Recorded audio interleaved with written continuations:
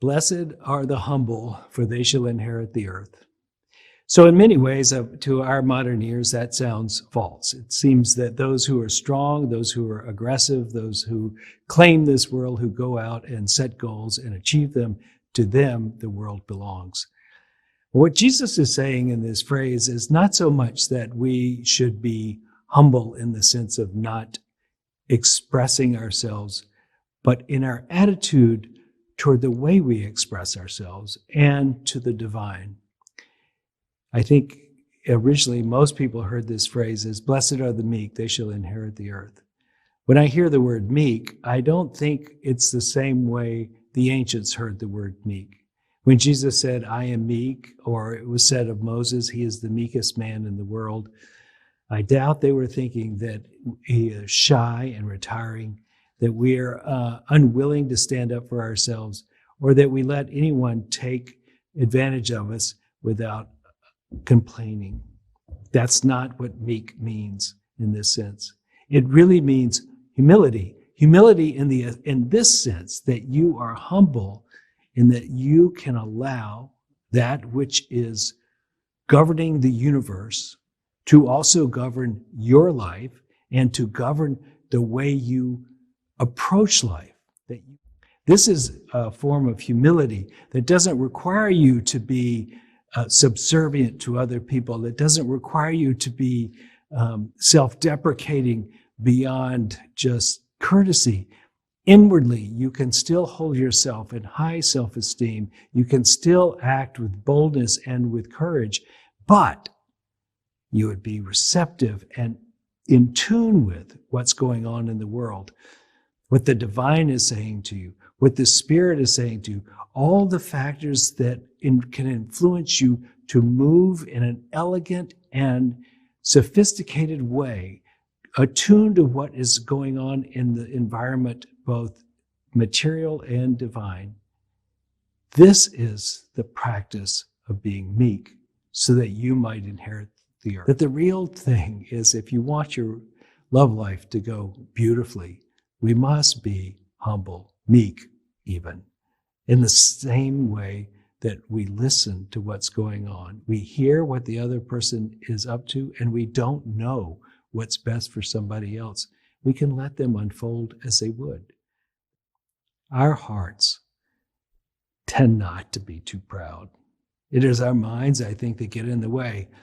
And so when Jesus is telling us to be meek, it is essentially to say, don't let your mind get away with telling you that it knows everything. Relax. Be a receptive being. Learn to go with the flow. Learn to be trusting that what is okay. And judgment, of course, will cause much of the trauma and trouble in your life. It's not always the things that happen. It's the way we think about them.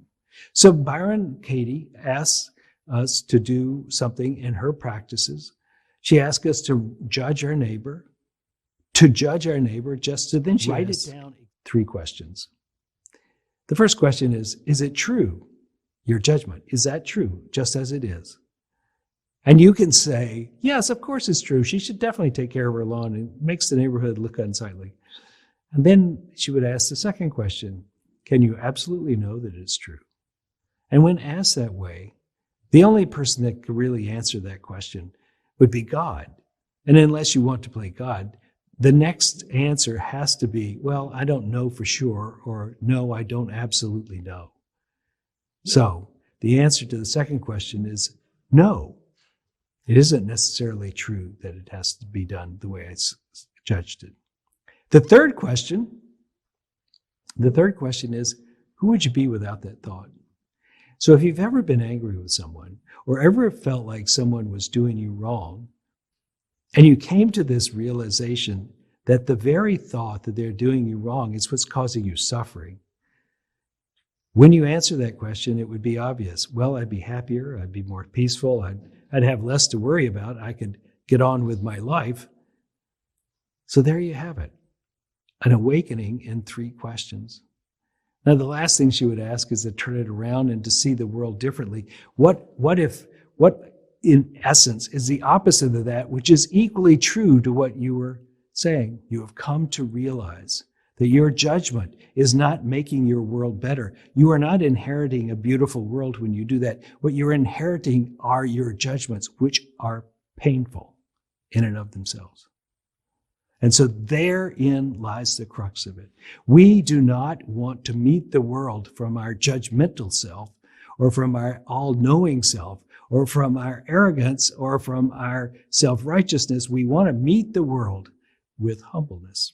It doesn't mean that we can't strive for goals, that we can't try to express ourselves in the fullest. It just means that we're really attuned to what's going on and not making judgments that keep us from seeing the truth. Therein lies the beauty of humility.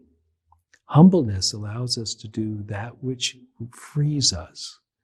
It may not seem obvious at first, but if we can take a humble position, then we are allowed the freedom to do anything. Your actions are not predicted by what other people do. They can be as mean to you as they want to be, and it is your option as a humble person to be as nice as you want to be. Think of that. In that, you inherit freedom. And freedom is the most beautiful of gifts that you can get. When we learn to forgive and learn to be humble, we can walk in a world in which we are free. So in this, we can inherit the world, a world of our choosing, not a world that is given to us, commanded to us by others, perhaps less than honorable thoughts or actions. We can inherit a world that is our response to be who we choose to be. Humbleness, while it may seem to take something away, can give us great freedom.